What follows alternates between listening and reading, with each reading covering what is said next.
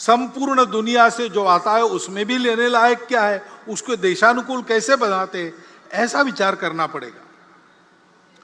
दूसरे प्रकार की जो बाधा है, सनातन मूल्यों का क्षरण न हो, ये देखकर चलते समय और भी एक बाधा है, वो बाहर से आती है, जो भारतवर्ष की प्रगति को होने नहीं देना चाहते।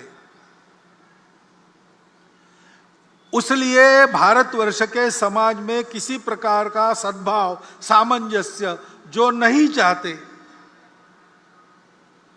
जिनके स्वार्थों को मार मिलेगी ऐसा उनको डर लगता है, ऐसा होने से वो सारी शक्तियां बाधा उत्पन्न करती है। अब उनके साधन भी होते हैं,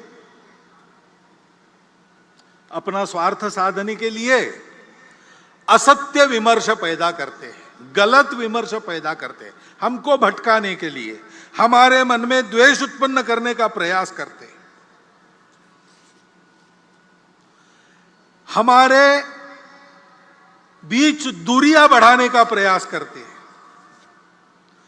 ऐसे सतत उनके प्रयास चलते हैं जिससे इस देश में एक आतंक का वातावरण हो, कलह बढ़े, देश में एक प्रकार से अराजकता हो जाए, नियम कानून के प्रति सम्मान न रहे,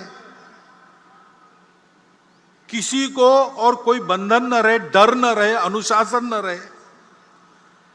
इस प्रकार की कार्रवाइयां उनकी चलती रही है, वर्णन करने का जरूरत नहीं, हम सबको पता है, हम सब उसको अनुभव कर रहे हैं।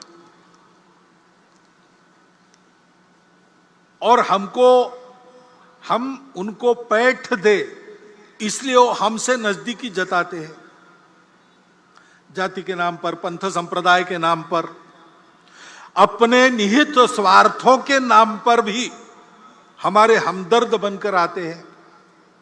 उनके इस चंगुल में फंसना नहीं।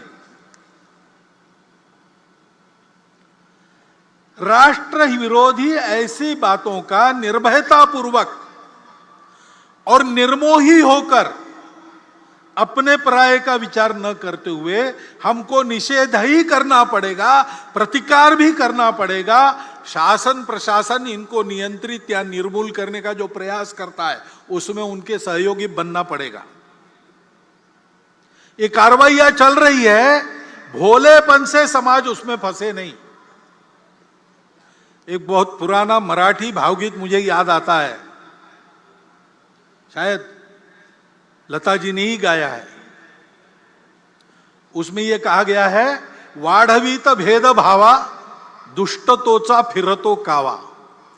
भेद भावों को बढ़ाते हुए दुष्टता अपने छल कपट कर रही है।